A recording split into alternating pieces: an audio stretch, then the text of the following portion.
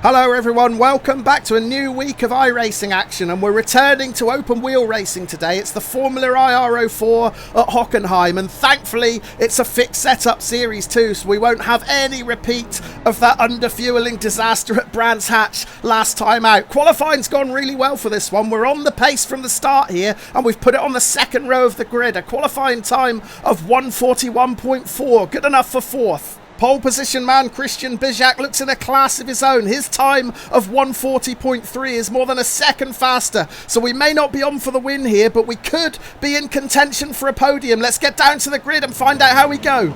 We're lining up on the inside, which is going to give us a very tight entry into T1. That can cause problems here at Hockenheim, but we're underway. Look at the driver in front of us, Jordan Goodman. Straight away, he's found a gap to move over onto the racing line, so he's going to have a better run through T1. We didn't have the luxury of being able to do the same because Yannick Saulnois was on the outside of us. So Saulnois passed us now, holding on to that third position. We're maintaining fourth as we come down to T2. But I'm so relieved that we've had a clean start and managed to hold on to our position, although it doesn't look as clean in the rearview mirror. We certainly lost a couple of cars in turn 2 there, but that has opened up a little bit of a gap back to Lyndon Wright in 5th. He's 0.5 of a second back.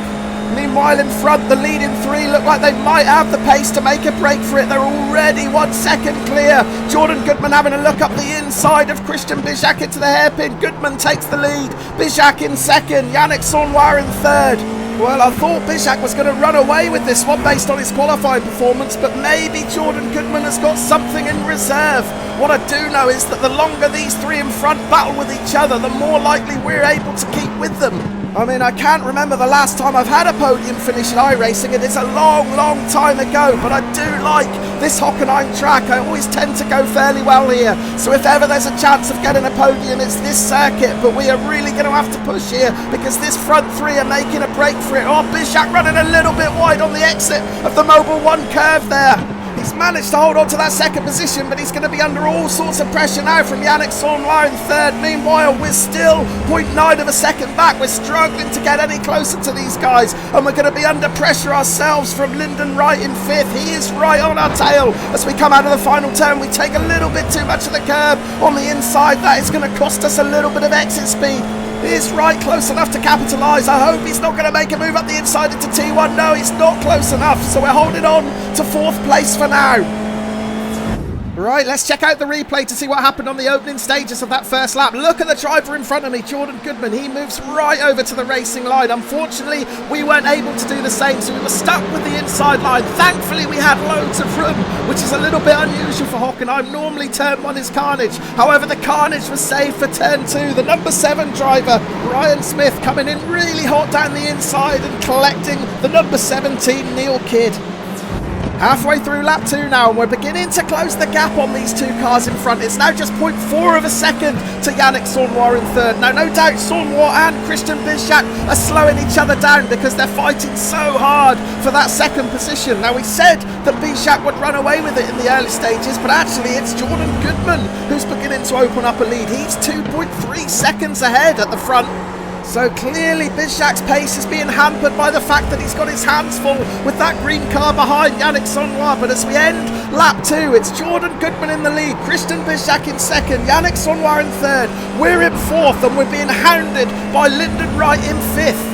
Well, we were a little smoother through the final turn that time, but Wright is still closing, so he's clearly very quick through the final part of that stadium section. Thankfully, he's not quite close enough to consider a move up the inside into T1, so we're holding on to 4th position for now, but I suspect we're going to have our work cut out to keep it.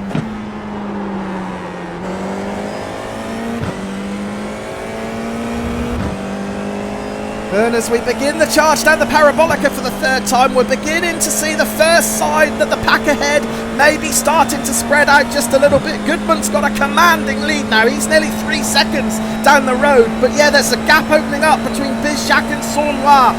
However, that gap might be short-lived because the pack's going to call Satina back together again as we go around this tight hairpin turn. It looks like Saulnois took it much better than Bijak did, so as a result, he's right back on the second place driver's tail now. And looking behind us, Wright still within striking distance, 0.6 of a second behind us. Saulnois takes a look up the inside into this left-hander. Is there going to be space for him to get it done? There isn't, but Bijak runs a little bit wide on exit. These two are really fighting now. And we might profit from it because we've got a much better drive out of that turn. We've got the pace to pull alongside Sunwa, but there's nowhere to go because Bizjak is right ahead. So we're going to switch to the right. Can we get alongside Sunwa around the outside? We're just going to back off. There's not enough room. But Sunwa's going to have another look up the inside, and there's contact. Sunwa's in the air. They've both gone out, have they? No, it looks like Sunwa's rejoined in the rearview mirror. That was big contact, but we've jumped into second position. Incredible stuff. Wow, that really looked like a hefty collision between those two. We've lost Bizjak. Sunwa's rejoined, but the big question is, did he pick up damage in that shunt? And if so, can we capitalise on it and start to make a break for it here? We start lap 4 in second position. Well, it was really close racing, wasn't it? And when it's this close, there's always the danger that it's going to end in tears. Sunwa's going to have a look up the inside. There's just not the room. He runs into the back of Bizjak. It looked like they both went off at the time, but actually, that green car of Sunwa got away fairly lightly there. It was certainly Bizjak that took the rough end of that deal. Let's jump on board with the third place man, Sunwa, now and see what it looked like from his vantage point. Yeah, there's not a gap to make a pass, but he'd already committed to it. He couldn't back out, and unfortunately he runs into the rear and sends Bizjak spinning out. We dive through and opportunistically take 2 positions in one swoop. Well, I wondered at the time whether Sunwa might have picked up some damage with that contact, but it doesn't look like he has, because by the start of lap 5, he's back up to pace. He's a little bit quicker than us, so he's closed in the gap, and now he's just 0.3 of a second behind as we charge down the parabolic, and now he's got some draft here, so I'm expecting him to have a sniff up the inside. Now, I'm going to opt against taking the defensive line. I really don't like that tight entry into this hairpin, so I'm going to keep it out wide, give him the space on the inside, but hopefully we can carry a bit more momentum around the outside, and that should give us the extra speed just to keep our noses in front. It has. Sunwa tucks back in behind, but I suspect he's already lining up his next attack, possibly on the inside as the yellow flags come out ahead. Sunwa is up the inside. Oh, and there's contact. We've been pushed off the track. Oh, I hope we haven't picked up any damage in that shunt. Luckily, we were facing in the right direction, so we were able to rejoin fairly quickly, but we've certainly lost a couple of positions. Lyndon Wright went past, as did the number 1 car of Javier Olmos, and we're under all kinds of pressure now from Isaac Garcia. And our feathers have been well and truly ruffled by that incident. We're out wide through the Mobil 1 curve. That allows Garcia to get alongside us around the outside. We're going to be too wide through this stadium section. Do you know what? I think I might just have to ease off and surrender that position. I just need to compose myself and get through this lap unscathed. Out of the final turn then, we're going to end a dramatic 5th lap, dropping from 2nd to 6th position.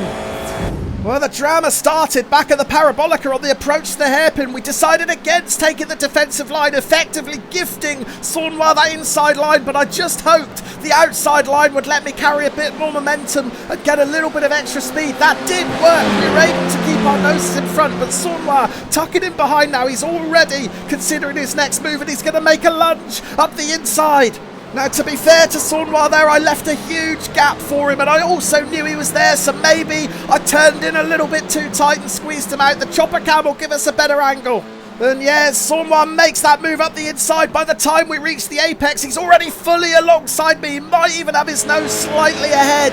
So I have to say that one's on me. Once I knew he was moving up the inside, I should have surrendered the position and given him a bit more space. But instead, I turned in, initiated the contact, and that's what sent me out. Thankfully, we seem to have got away with it.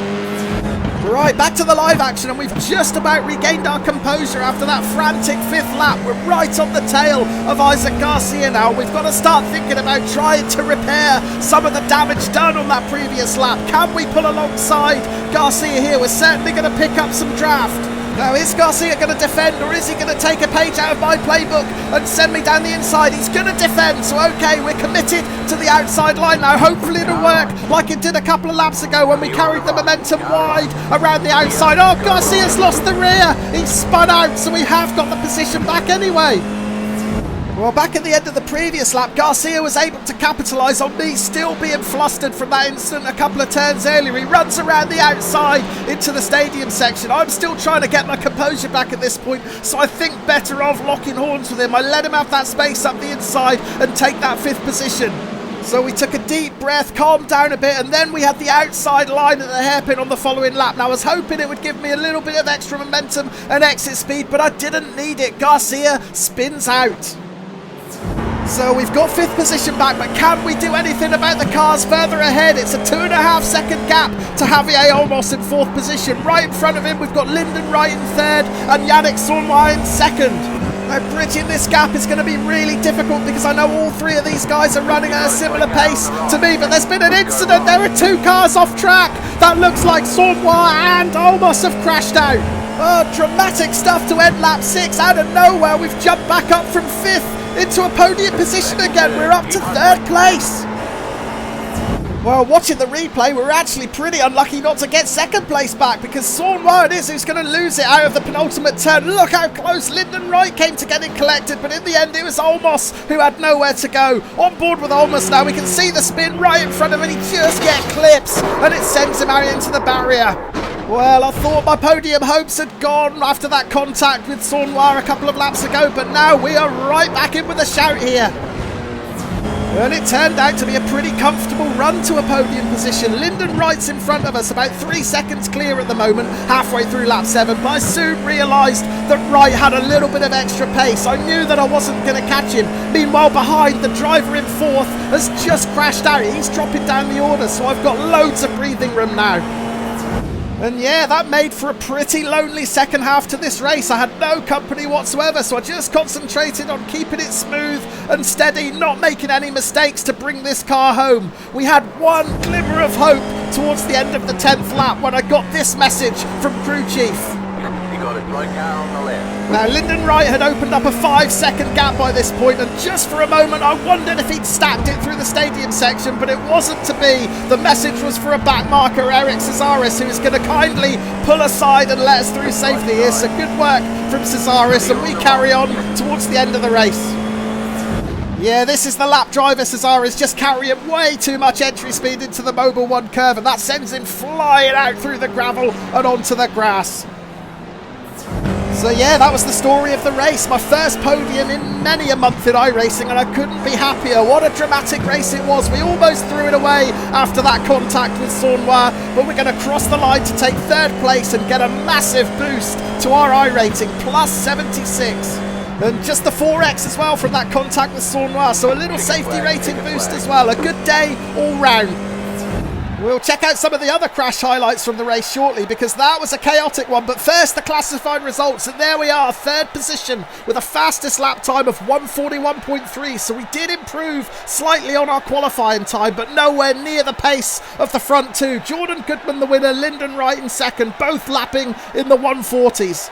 And while watching that race, you may have noticed how many drivers we passed in the pits getting repairs. There must have been some real carnage further down the pack. So let's flick through some of the incidents now and see what else went down. Starting with this turn 2 collision that we already saw. And then there's going to be a big lock up into the hairpin. That's going to cause chaos, although it doesn't. The chaos is actually from a collision to the right of the screen. I wasn't expecting that. Oh, penultimate corner now. It's so easy to lose the rear there if you carry too much entry speed into the corner. Speaking of losing the rear, there's another spin in the stadium section. 2 cars getting caught up in that as well. Oh, now there's a paint job, but it's the same end result when you carry too much speed into that penultimate turn. And now we're on to turn 1, and yeah, that car just clipping the grass, trying to get a wider entry. You'll get punished if you do that. Oh, and this is going to be a rear ender into the hairpin. Yes, it is. Is he going to wait? No, he's not. He's carrying on. Oh, yes, so this is the incident that happened right in front of us between Yannick Saulnois and Christian Bizjak. Now, what we didn't see in the replay during the race is what happened after this. The aftermath is even more spectacular than the original incident. Bizjak rejoins. Now, there's a car taken to the grass to get around him. Another one up the middle. They're 3 wide. There's going to be more contact. 2 spin out. Another car gets collected. It is absolute carnage on the penultimate turn. And it's not done yet because another car is going to T-bone Bizjak. What a disaster. Oh, and it's going to be another collision in the hairpin by the looks of things. It's always difficult to come through here too wide. Oh, there's the contact. And that's the most graceful pirouette you'll see all day. Oh dear, oh dear. Oh, this is going to be another rear ender. Yes, it is. And the guy who rear ended gets some of his own medicine as well. It gets really messy in that hairpin when you're on the brakes.